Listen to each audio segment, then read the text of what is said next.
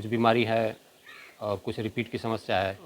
हम starting stage पे तुरंत उसको पहले तो होम्योपैथ पे चले जाते हैं। स्टार्ट करने के लिए पहले हमें 2 गाय पे चलना पड़ेगा। स्टार्टिंग पे हमें 2 या 5 गाय से हमें कम 100 लीटर दूध होना चाहिए। 100 प्लस वाली ही गाय जो भी रखे, 20 प्लस वाली रखे। अब उतना दिक्कत नहीं आती है 20 प्लस में भी, कम से कम 50 प्लस से अब जाना ही पड़ेगा। 3 घंटे के लिए ठंडा रहता है। ऊपर पुआल फेंक दिए तो इन्हें बनाया है तो केवल हरे चारे के लिए ही बनाया है। दे दिए, कैल्शियम दे दिए, उनको दूध निकालना है, ज़्यादा से ज़्यादा राशन डाल दिया। नमस्कार साथियों, हम आ चुके हैं चंदौली ज़िले के खोलपुर गांव में।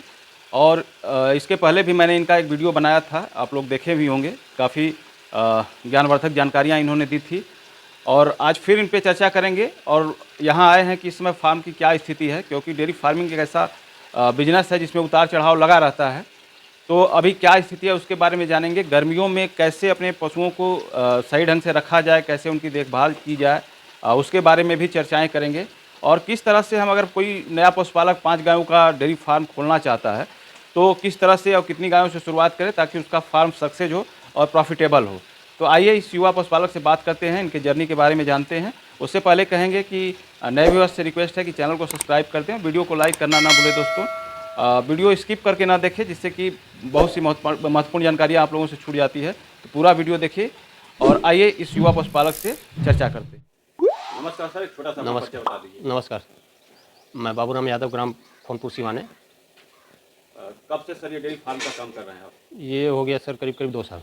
2 साल से कर रहे हैं। 2 साल में बहुत से उतार चढ़ाव आए होंगे, 2 साल में परेशानियां भी बहुत सी आई होंगी। थोड़ा उसके बारे में कुछ चर्चा करें।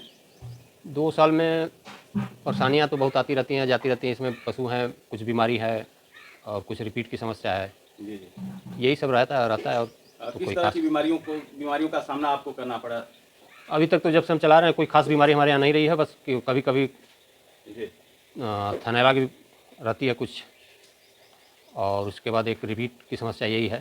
थनैला एक बहुत ही गंभीर समस्या है और बहुत से डेयरी फार्मर ऐसे हैं जो कि इस बीमारी से जूझ रहे हैं। जी। तो जब आपके जानवरों को थनैला होता है तो उसका ट्रीटमेंट कैसे करते हैं सर? हम स्टार्टिंग स्टेज पे तुरंत उसको पहले तो होम्योपैथ पे चले जाते हैं। जी। अगर वहाँ से कंट्रोल हो गया तुरंत तो ठीक है, नहीं तो फिर आगे अंग्रेजी के डॉक्टर को बुलाते हैं, फिर उसके बाद वही इलाज होता है। और रिपीट ब्रीडिंग सर, जो बार बार सीमन जानवर लेते हैं? वो जैसे डॉक्टर आए, चेक किए क्या इन्फेक्शन है, क्या है, कोई दिक्कत है तो अपना दवा डालते हैं। जी जी।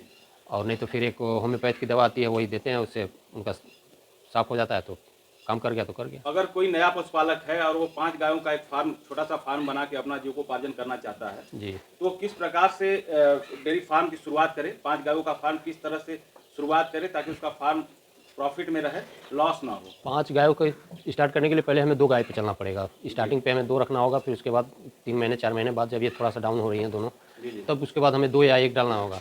उसके बाद एक बची तो जब इनमें से वो दोनों गाभिन हो गई और ये भी गाभिन हो जाती हैं, तब उसके बाद उसको 5वां नंबर लगाना होगा या 6वां डालना होगा। जी। 5 गाय से कितना एक किसान जो है या पशुपालक गांव में रहकर, गांव में दूध बेचकर, क्योंकि अधिक से यहाँ लोग डिपेंड होते हैं डेयरियों पे, जी, समितियों पे आश्रित होते हैं दूध के लिए, तो उनके दूध का उचित मूल्य मिल नहीं पाता है। जी। तो ये मिनिमम कितना कमा सकता है अगर कोई पशुपालक अगर 5 गाय रख के अपने फार्म का संचालन कर रहा है तो? अब 5 गाय रखने से मतलब नहीं है भैया, 5 गाय होनी चाहिए। 5 गाय से हमें कम 100 लीटर दूध होना चाहिए, 100 प्लस। जी अगर पाँचों एक ही साथ बच्चा दी हैं तब, जी। तो उनसे हमें कम से कम 100 प्लस एवं दूध होना चाहिए, तब हम मेन प्रॉफिट में आ सकते हैं। अन्यथा अगर कम है तो फिर कुछ कम होगा। वही हम आपसे पूछने वाले थे कि अगर जो पशुपालक नए डेयरी फार्म की शुरुआत करना चाहता है तो कम से कम कितना दूध वाली गाय रख के वो शुरुआत करे जिससे कि उसका फार्म प्रॉफिट में हो, लॉस में ना जाए? देखिए, पहले से आज के समय में परिवेश बदला हुआ है, जी। तो लमसम 20 प्लस वाली ही गाय जो भी रखे, 20 प्लस वाली रखे। अब उतना दिक्कत नहीं आती है 20 प्लस रखने में, जी। क्योंकि ब्रीड बदल चुका है, नस्ल सुधार हो चुका है। पहले जो थी, पहले वालों में बीमारियाँ, थनैला का डर ज़्यादा होता था, लेकिन अब वो कम हो गया क्योंकि पशुपालक भी जागरूक हो चुके हैं, बढ़िया पशु आहार खिला रहे हैं। तो थोड़ा सा खान पान के चलते थनैले की बीमारियाँ कुछ कम हुई हैं।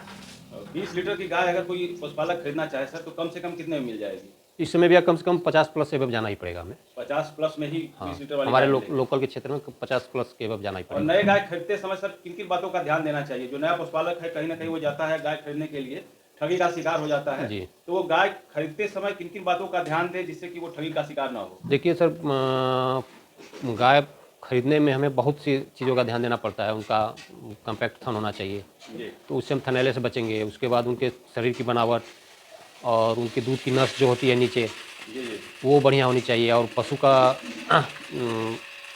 चाल चलन दिखना चाहिए। जी जी तो ये सब चीज़ बहुत कुछ देखना पड़ता है, तब जाके कहीं एक बढ़िया पशु मिल पाती है।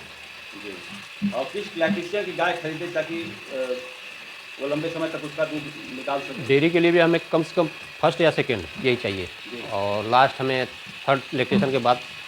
कोई कोई पशु होती हैं उनके शरीर का बनावट जो होता है वो अलग होता है, वो 3 4 5 तक चली जाती हैं, लेकिन थर्ड लैक्टेशन तक जो हमें चाहिए दूध वो डेयरी वाला निकाल सकता है। जी जी। और गर्मी का मौसम है सर, इसमें जो है कि बहुत तरह की समस्याएं जानवरों को देखने को मिल रही हैं। जी जैसे कि गाय हाँफ रहे हैं, चारा का कम लेना, जी दूध जी में कमी, इस तरह की समस्याएं जानवरों को देखने में मिल रही हैं। जी। तो इसके लिए किसान क्या उपाय करे जिससे कि कुछ हद तक इससे राहत पाया जा सके? अब उनको जितना टेम्परेचर मेंटेन आदमी कर ले उतना ही, क्योंकि सभी लोगों को टेम्परेचर मेन होता है, चाहे मानव हो चाहे पशु हो, कि टेम्परेचर उनके लिए होता है कि नहीं, इससे ज़्यादा टेम्परेचर होगा तो इन्हें प्रॉब्लम होगी, दिक्कत होगी। तो उतना टेम्परेचर मेंटेन करके चलना ही पड़ेगा, चाहे जिस तरह से आप करें, उनको धुलाई करके करें, या शेड को ठंडा करके करें, या फिर उनमें फागर की व्यवस्था लगा के करें, जैसे भी करें।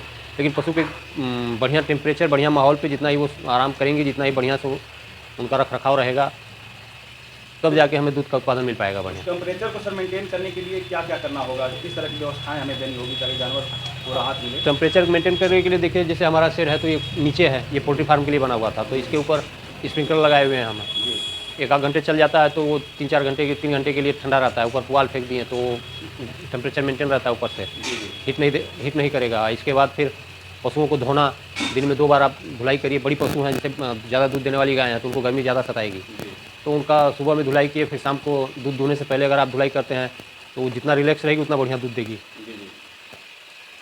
और सर दूध के लिए क्या किया जाए, फीडिंग में कुछ बदलाव करते हैं आप अपने यहाँ गर्मी के फीडिंग- दिनों में, या फिर? फीडिंग जैसे पहले हम लोग रखते थे तो जो भी खिला दिए, घर का अनाज खिला दिए या फिर कुछ भी खिला दिए, लेकिन अब जो बड़ी पशु हैं, जी हमें अगर 20 लीटर की रखनी है, 20 प्लस वाली, तो उनके लिए हमें जो एक पशु आहार आते हैं बने बनाए हुए, तो पशु आहार तो बहुत हैं मार्केट में, लेकिन हमें एक बढ़िया पशु आहार चुनना पड़ेगा उनके लिए, जी जो लमसम हमें 30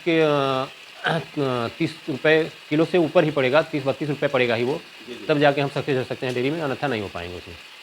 जो गाय सर 20 लीटर दूध दे रही है उसका फीडिंग प्लान क्या होना चाहिए, कितना उसको राशन, और कौन सा राशन कितने मात्रा में देना चाहिए?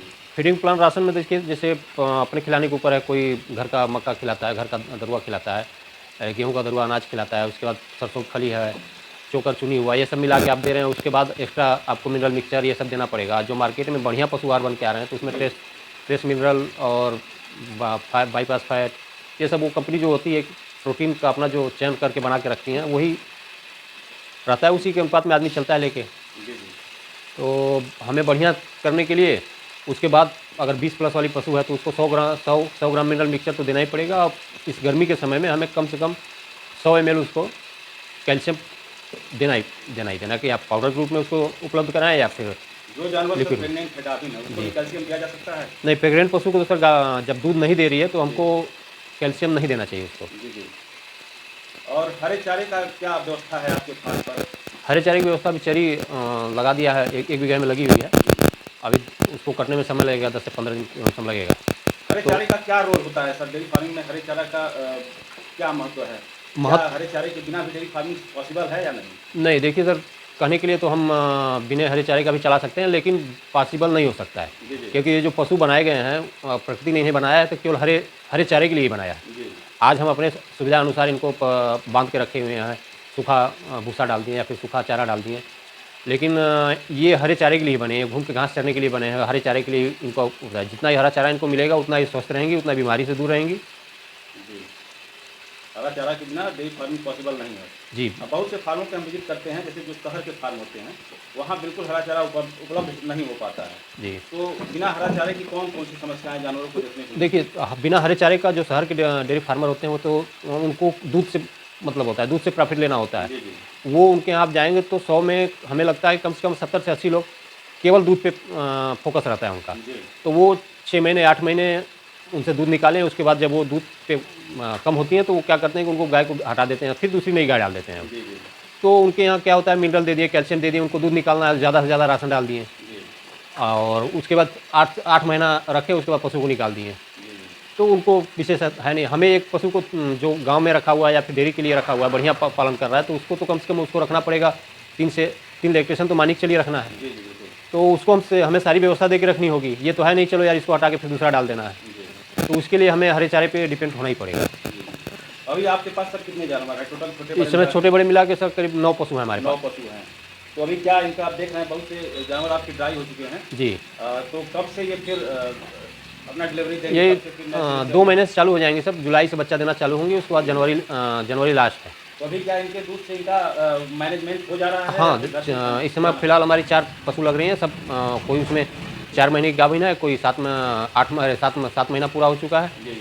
और 4 पशु लग रहे हैं। इन्हीं से इनका खर्चा निकल जाता है। तो अभी तो सर आपका फार्म हमको जहाँ तक उम्मीद है कि नो प्रॉफिट नो लॉस नहीं, चल रहा होगा। प्रॉफिट में नहीं है, बस बराबर मेंटेन चल रहा है इनका। ये नहीं है कि दिक्कत हो रही है, लेकिन इनका मेंटेन हमारा चल जा रहा है। और ये देख रहे हैं सर, चारे का भंडारण आपने काफ़ी मात्रा में जी। किया है। तो क्या ये किस समय जो है कि किसान पशुपालक जो है चारे का भंडारण करे, जिससे कि उनका जो कास्टिंग रेट जो होता है चारे का, क्योंकि आप सीजन में आप खरीदते हैं तो 1000-1200 रुपये कुंटल मिलते हैं, तो कब वो उसको खरीद के या फिर स्टॉक बना के रख दे जिससे कि उसका कास्टिंग कम हो जाए? देखिए हमें पहले हमारे यहाँ दो सीजन में पशु के लिए चारा उपलब्ध हो पाता है। एक तो धान के सीजन में, धान की जब कटाई होती है उस समय, और दूसरा गेहूँ की जब कटाई होती है उस समय। तो जब हमें धान के सीजन में कोशिश करनी चाहिए कि ज़्यादा से ज़्यादा धान का पुआल इकट्ठा करवा लें, उसको रखवा लें।